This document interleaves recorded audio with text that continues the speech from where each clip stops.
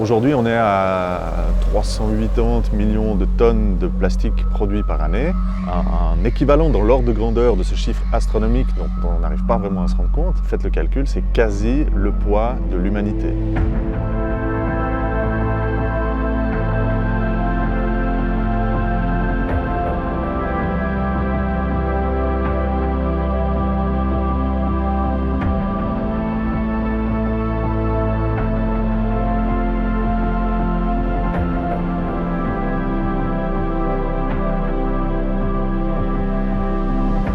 Le projet Clean Mont Blanc est un projet de recherche de microplastiques, de particules plastiques dans les différents glaciers du massif du Mont Blanc, en France, en Italie, en Suisse.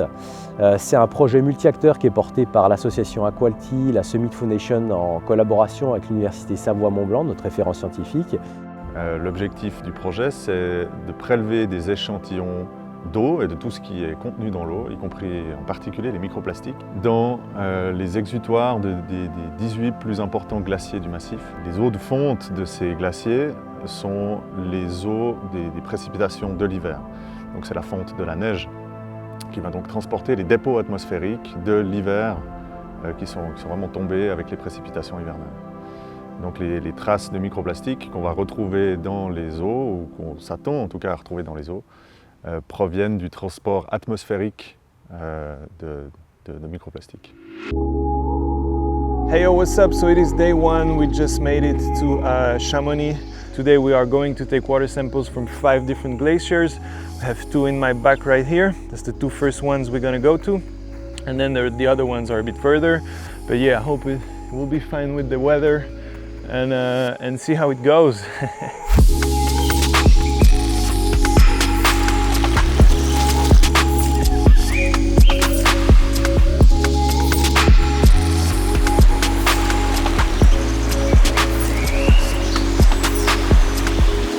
Donc aussi, on est au niveau du torrent des Bossons. C'est le premier échantillonnage du projet Clean Up Mont Blanc, où on vient étudier les microplastiques dans les torrents qui descendent des glaciers du massif du Mont Blanc. Donc ce qu'on est en train de faire là, on a simplement mis en place un filet avec une maille 50 μ. Et ce filet-là, il va nous permettre de filtrer environ une centaine de mètres cubes d'eau, dans lesquels on va pouvoir aller mesurer la quantité de plastique et déterminer le type de plastique et de microplastique qu'on va pouvoir avoir dans le torrent.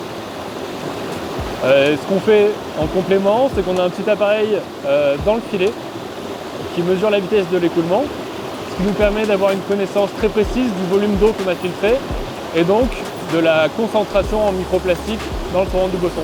When they do this, they have to wear a specific outfit, because if they wear their normal outdoor gear, just by putting a tiny piece of it in the water can actually release microplastics into the water and then can have an impact on the study. Le projet Clean Mont Blanc vise à faire le tour du massif du Mont Blanc en 5 jours, en passant de Chamonix en France à Courmayeur en Italie, pour venir en Suisse, du côté de la Foulie et Champellac, pour retourner ensuite à Chamonix. L'objectif du projet, c'est de prélever des échantillons d'eau et de tout ce qui est contenu dans l'eau, y compris en particulier les microplastiques, dans les exutoires des 18 plus importants glaciers du massif. On va faire une trentaine de prélèvements d'échantillons dans ces 18 torrents glaciaires. Donc maintenant qu'on a retiré le filet du torrent, on est venu tout rincer avec une pompe immergée, ce qui nous a permis de faire tomber tout ce qu'on avait filtré au fond de notre dispositif. Et ici on a une chaussette qui est une partie amovible qu'on va simplement pouvoir retirer en défaisant la tâche. Et en fait cette chaussette là va contenir l'équivalent de la centaine de mètres cubes d'eau qu'on a filtré. Et c'est cette chaussette qu'on va ramener au laboratoire parce qu'elle contient notre échantillon. Et c'est sur cet échantillon là qu'on va travailler pour déterminer les concentrations en plastique qu'on avait dans le torrent.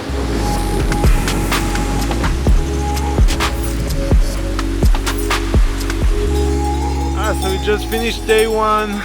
Everything is soaked.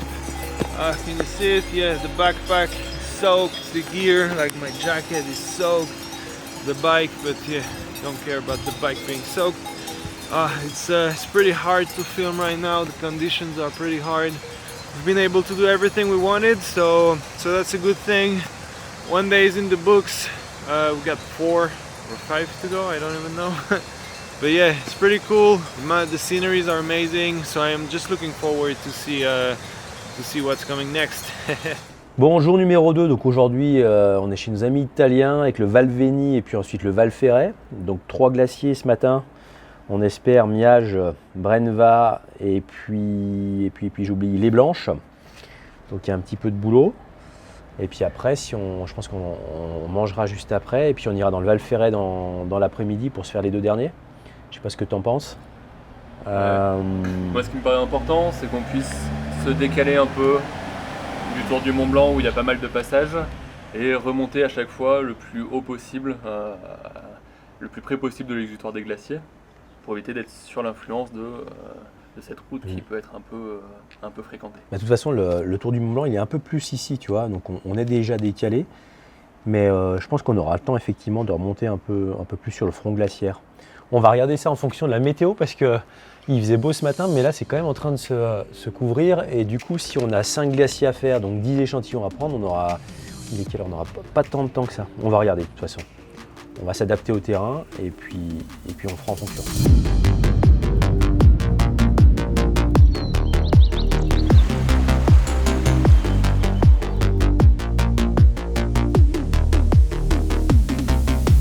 Donc à cause de l'accès au glacier qui est coupé par les pluies diluviennes d'hier soir, on est obligé de faire une grande partie, de partir de plus loin que prévu. Et donc on a environ 1 heure de marche pour atteindre le premier glacier. Le deuxième se trouve encore 1 heure plus loin. Donc juste en déplacement, on a 4 heures. Plus le temps d'échantillonner les glaciers, il faut compter une demi-heure, 1 heure par glacier. Et comme il est déjà midi, il va falloir qu'on ne perd pas de temps sur les trajets, puisque ça va nous amener déjà à 5-6 heures et qu'on a encore 3 autres glaciers à faire derrière. Espérons qu'ils soient plus accessibles. Les microplastiques qu'on retrouvera dans ces eaux glaciaires, comme on est au mois de juin, on est encore tôt dans la saison, dans la saison de la fonte des neiges, en particulier cette année où il y a énormément de neige encore en montagne. Les eaux de fonte de ces glaciers sont les eaux des précipitations de l'hiver. Donc c'est la fonte de la neige qui va donc transporter les dépôts atmosphériques de l'hiver qui sont vraiment tombés avec les précipitations hivernales. Donc les traces de microplastiques qu'on va retrouver dans les eaux, ou qu'on s'attend en tout cas à retrouver dans les eaux, proviennent du transport atmosphérique de microplastiques.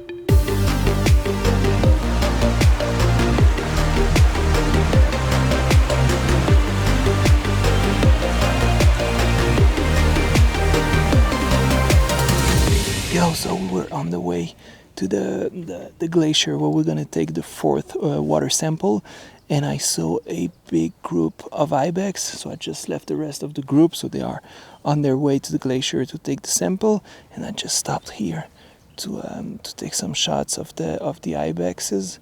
I don't know if you can see them, but they are right here, right in the back. I'm pretty close to them. I came like super quietly.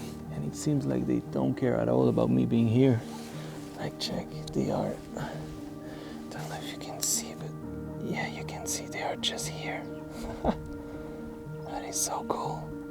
It's always so cool to experience wildlife. This is the thing I enjoy the most when I'm out shooting and adventuring.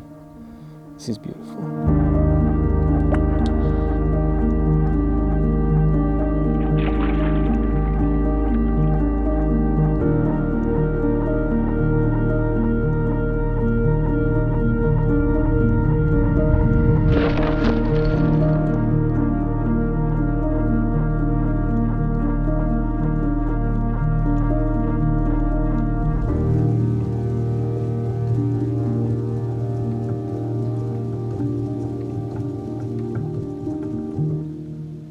Donc là on est parti pour le dernier échantillon de la journée.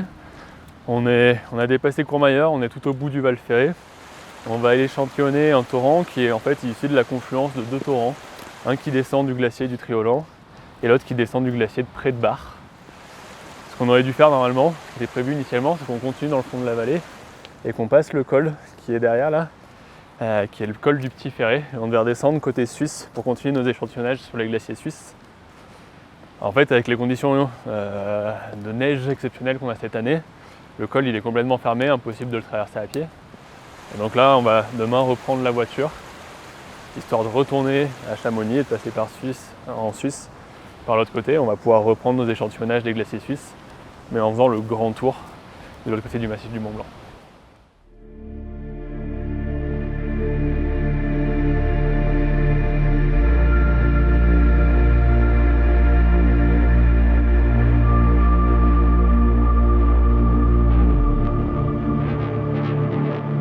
So let me explain a bit more of what we are exactly doing for this research. Since I am here on the field right now, maybe it's easier to explain and to understand. So we have the team over there that is about to take a water sample. So all of the water that you see here is coming from the glacier that is up there. So there is absolutely nothing between us, where we take the water sample, and the glacier. Absolutely no humans, nothing. So it means that if we find microplastics here in this water, it means that microplastics are actually in the air and that are traveling with the atmosphere. So they are being taken into the clouds and then traveling onto the glacier, and then when the glacier is melting, it releases the water and the microplastics are then traveling in the water. So the goal of this whole expedition is to prove that microplastics are not only traveling in the water, but they are traveling in the air as well.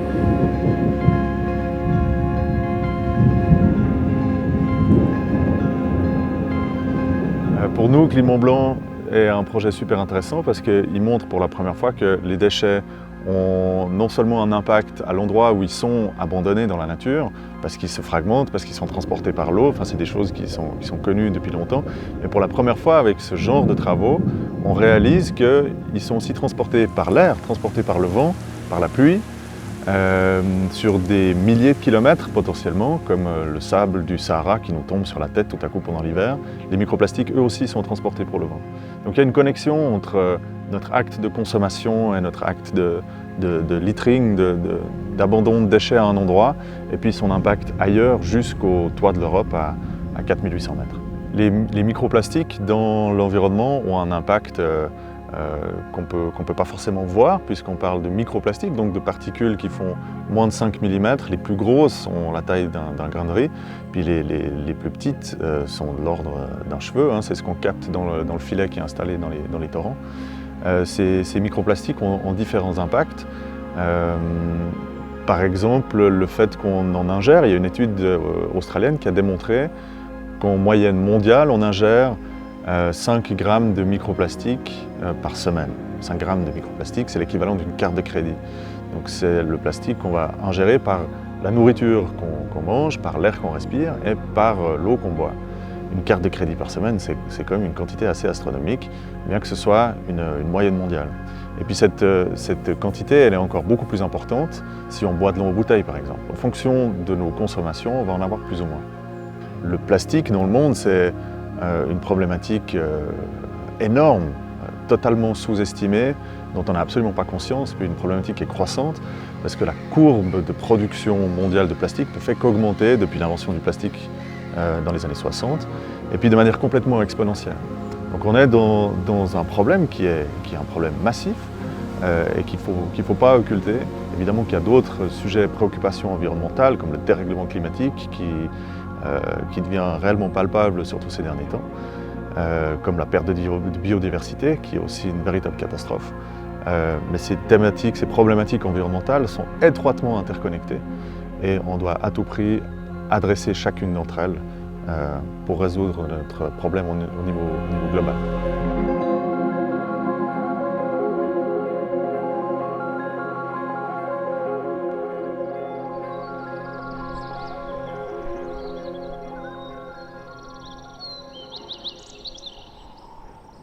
Yo, so we are now in Switzerland. I got my bike with me, hiking up. Not sure if I'm hiking or riding my bike right now. But yeah, we are at our first glacier here in Switzerland. It's looking gorgeous. The weather is not too bad. I hope it's gonna stay like this, or even maybe, hopefully, get even better. And we should see some pretty pretty gorgeous sceneries out here in Switzerland.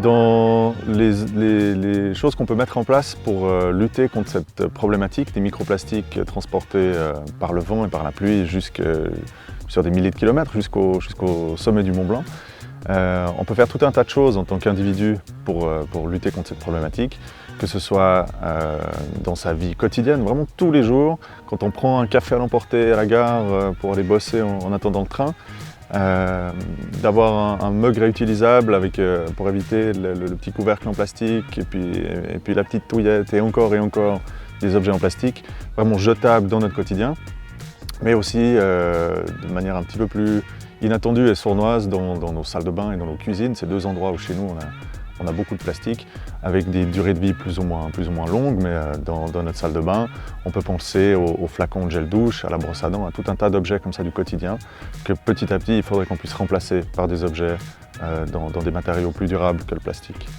Et puis une façon de s'engager très concrètement, un truc tout simple, c'est de ramasser les déchets qu'on retrouve dans l'environnement. Chaque déchet qui traîne a un impact, se fragmente petit à petit, plus on le laisse, plus il va avoir d'impact. Donc vraiment tout ce qu'on voit quand on se promène à la montagne ou ailleurs, c'est important de le ramasser. On peut aussi participer à des actions qui sont organisées au niveau citoyen un petit peu partout dans le monde. C'est toujours des très belles journées à passer dehors. Aujourd'hui, jour 5, dernier jour de l'expédition. Donc on est de retour à Chamonix, on est à Argentière. On a fait 16 glaciers sur 18, donc on en a fait 2 de plus que ce qui était envisagé au départ, donc on est très content. Et il nous reste 2 glaciers à faire, Argentière, et puis on va terminer sur la mer de glace.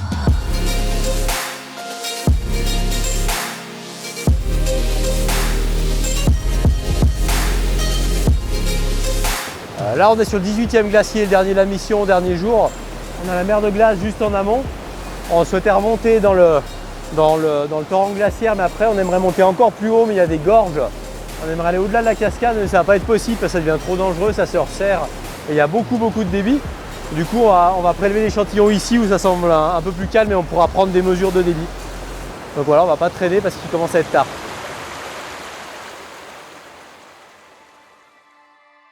Maintenant, cette problématique des plastiques et des microplastiques, c'est une problématique qui nous concerne tous à l'échelle locale, parce que nos actes de consommation ont des conséquences ici, mais à l'échelle aussi un peu plus globale, avec les déchets qu'on exporte, avec les déchets qui partent sous forme de microplastiques par transport atmosphérique. On a cette responsabilité locale et globale, et au final, les solutions, elles sont pas très compliquées. C'est vraiment des petites choses qu'on peut changer dans nos vies quotidiennes, dans nos salles de bain, dans nos cuisines, dans nos actes de consommation, pour réduire notre consommation de plastique à usage unique, mais aussi de plastique réutilisable.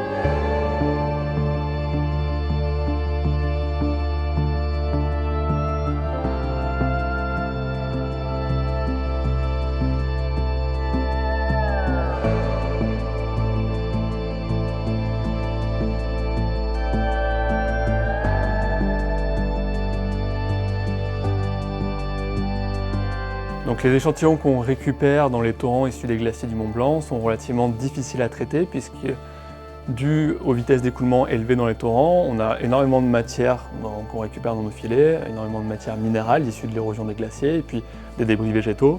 Et il faut réussir à aller chercher les plastiques au milieu de ce mélange de matrices.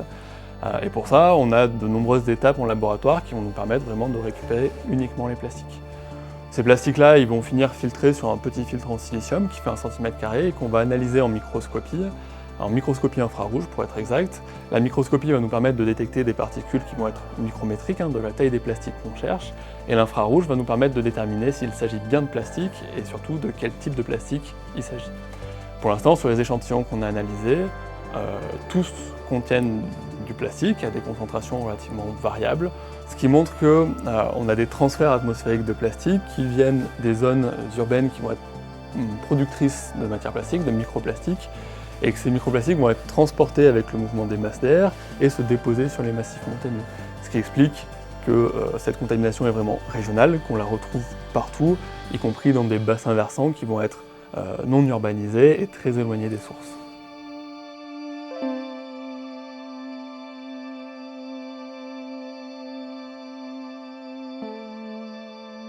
Au final, ce sont plus de 18 glaciers qui ont été échantillonnés, à peu près 1000 mètres cubes d'eau qui ont été filtrés. On espère aussi sensibiliser le grand public sur cette problématique des microplastiques qui sont déposés par voie atmosphérique. Pour rappel, la production de plastique est en constante augmentation. On est aujourd'hui à 10 tonnes de plastique par seconde produites dans le monde. On est à peu près à 1 tonne de plastique produite dans les années 70. Et si on peut, au travers de ce projet qui a une vocation scientifique, sensibiliser le plus grand nombre de personnes, et ben on aura atteint notre but.